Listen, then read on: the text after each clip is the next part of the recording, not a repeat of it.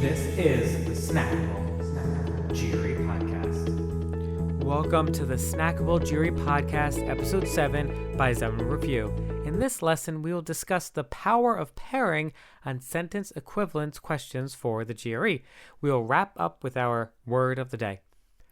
Pairing answer choices is a crucial step when solving sentence equivalence questions on the GRE.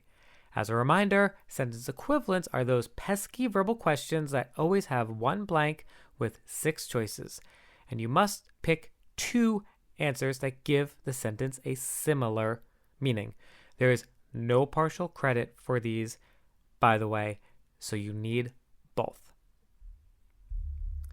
How pairing works is that you read all of the 6 answer choices completely and pair together 2 of them if they seem like synonyms or can be substituted for each other with a relatively close meaning. If you can't pair by synonyms, then using tonality is another good strategy. Tonality means finding words that feel positive or negative or neutral.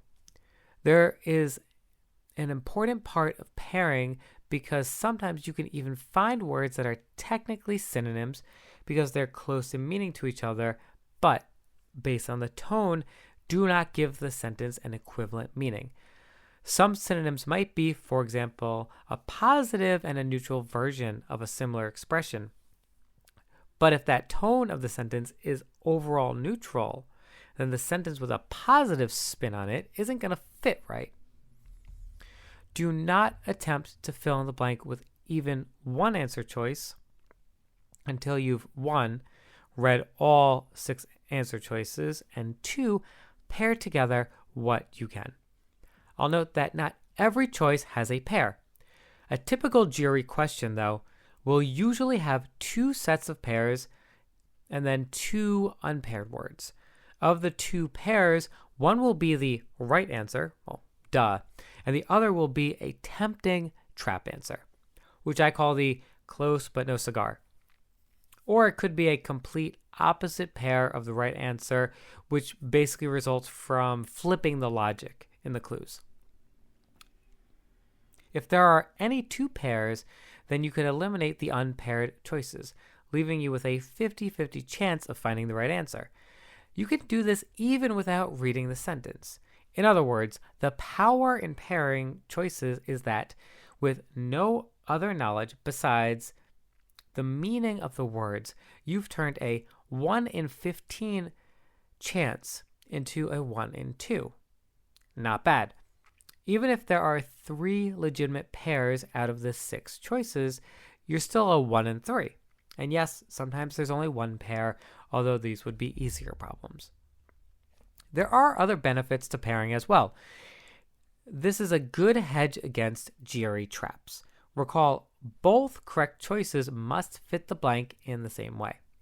Some trap answers for sentence equivalence are ones that individually do fit with the sentence clues logically and might be right on a text completion. The test is designed that way. The writers purposely write sentences that can be interpreted in more than one way, and the only way to make a distinction is to figure out if there's not 1 but 2 words that logically complete a sentence with meaning A instead of B.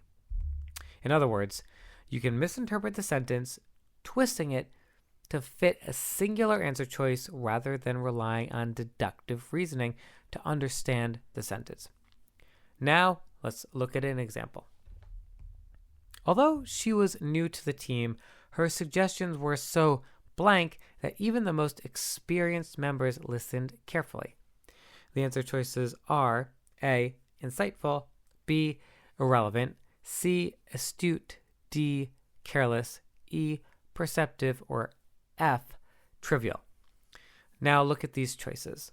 I can see some of them pair together. Insightful and astute both mean showing deep wisdom, understanding the situation. But irrelevant and trivial are also a pair, meaning insignificant or pointless. Perceptive and careless don't really have a good pair here, so discard them. Based on the meaning of the sentence, we think that the blank should be something positive. It says, although she was new, the although implying that she acts with experience, the opposite of new, and even the most experienced members listened, supporting the fact that she was worth listening to. So insightful and astute fit here, whereas irrelevant and trivial don't. I'd like to point out that if we didn't pair, a trap answer choice would have been perceptive.